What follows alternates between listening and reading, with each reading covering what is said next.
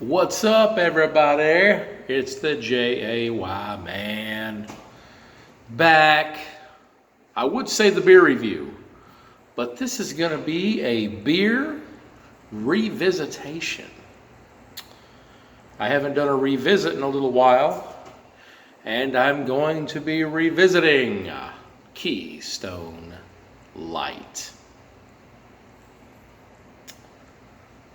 I reviewed this beer many years ago when I first kind of started this whole beer review saga. And I will say that I can't remember what my score was. I'm sure I gave it a great score. And the only reason why I can't remember is because I'm old. I don't I don't know what else to say.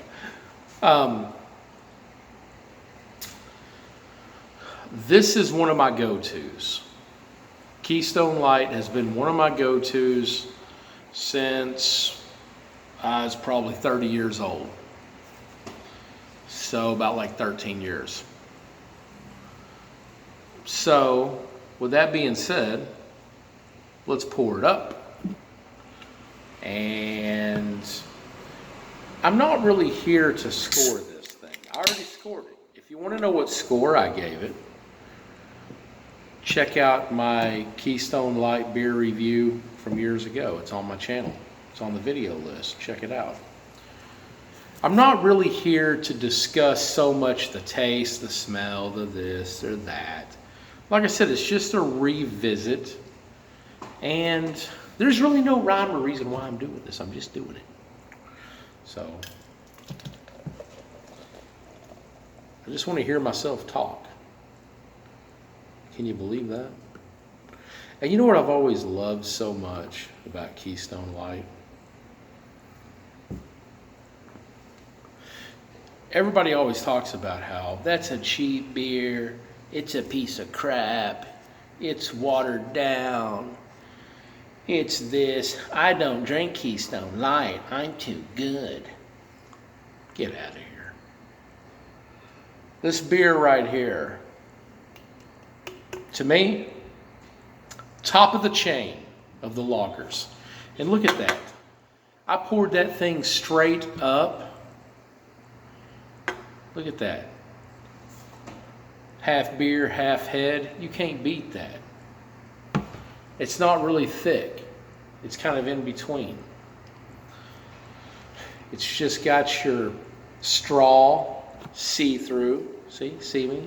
See-through, pale yellow color, which is typical for a light beer. It's not very golden. And I've always felt like, yeah, they're watered down. But that's where the power is at. That's where the power is at. The power is in that. Because you can drink them all night long. Drink them all night long. You know, you can't do that with a lot of other beers. You do that with other beers, you're going to be passed out by 7 p.m. This beer right here, you can rock this beer all night long with your buddies, hang out, play games, throw bones, you know, play some spades. Hey, have a good time, you know, have a good time. That's what I like about this beer. I will bring up some key points, though, of some research that, you know, just a little history. It was introduced in 1989. And it's been rocking and rolling ever since. They're pushing the, you know, that's another thing I don't ever understand because beer advocate, hate them, love them, whatever. Beer Advocate gives this beer a score of 46, which is considered awful. Yeah, it's so damn awful, yet the 30 packs are just flying off the shelves day in and day out. Go figure that out. That's aggravating when I read that. I get pissed off. I'm sorry. I'm pissed off. But I shouldn't be, because what do I always say? It's your palate. But somebody has the same idea I do because they're flying off the shelves. There has been times I have gone to Walmart and there weren't even no 30 packs of Keystone like in stock. I had to pick something else. For being such an awful beer, it sure does fly off the shelves. It is a triple filtered American style light lager, which to me, I love light lager, top of the chain. Coors Brewing Company, now Molson Coors. Miller Coors merged, I want to say in 2015.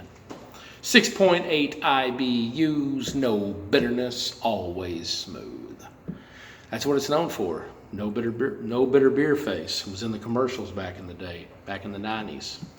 Carries an ABV 4.1%, which is your typical light lager. And, you know, it's a, to me, it's just one of them beers I think is always going to be there. I mean, I love it, and it just works for me.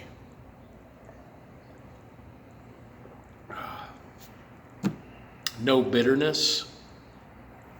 Like, this beer to me almost seems like you drink some beers, and the more you drink, the more thirsty you get. This right here feels like it hydrates you while you're drinking beer. That's probably why they sell them in 30 packs. They're like, you're going to drink tons of these. Go get it. Go get after it.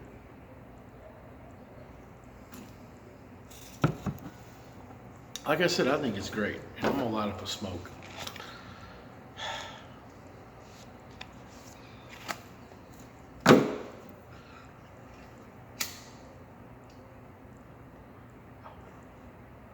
Smoking a cigarette today.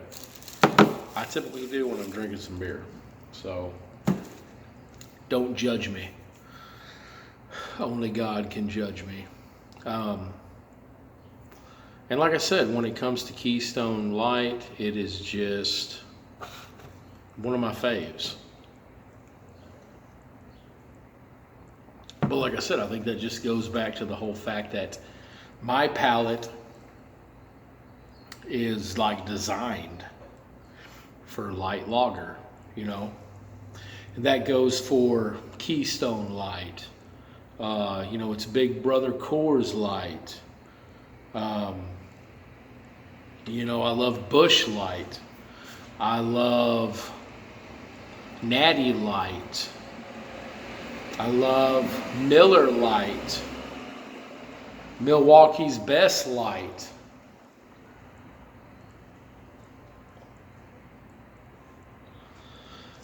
When it comes to Bud Light, and I know they're wrapped up in that debacle right now, Bud Light was always on the bottom of the chain for me, and let me explain why. Nothing against Bud Light. I don't think I gave it as good of a score as I did Keystone, because I did review Bud Light a few years back also. My problem with Bud Light is that it's always expensive and it's never on sale. And that's just me, maybe where I'm at in Texas, North Texas. It just seems like, to me, the product didn't meet the price. I mean, here in North Texas, you can get a 30-pack of Keystone, $20. Walmart. Busch Light, $20. Natty Light, $20. You know what I'm saying? But Bud Light was always like, it's a light beer, but yet at a premium beer price. And I never understood that. That's why I don't buy it.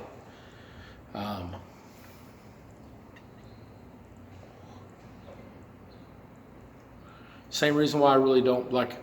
I reviewed Michelob Ultra, and I thought it was good. But Michelob Ultra to me just tastes like a typical light lager. But I don't feel like it's fancy enough for the price they sell it for. I don't know what that's all about. But I'm a light beer guy. And I just wanted to do a revisitation on that, just to talk about that a little bit. Just to kind of put it in people's ear, you know. I am a fan of Coors Brewing Company. I like a lot of their products. You know, it's where it's at. So run out, get you a 30-pack of Keystone Light, kick back. It don't matter if you're playing a game of cornhole. You might be playing a game of horse. You might be throwing some horseshoes. You might be hanging out at the pool on a Saturday evening. You know, you might be eating a plate of Mexican food. And you're like, I sure would like a good light lager to go down with this Mexican food. Keystone, it pairs with it. All light lagers kind of pair with that, you know, Tex-Mex style. That's all I got to say about that. As always, hit the like, hit the subscribe, tell your buddies. Let them know that the JAY Man is here for all your beer review needs. And as always, cheers. Happy Friday. Peace out.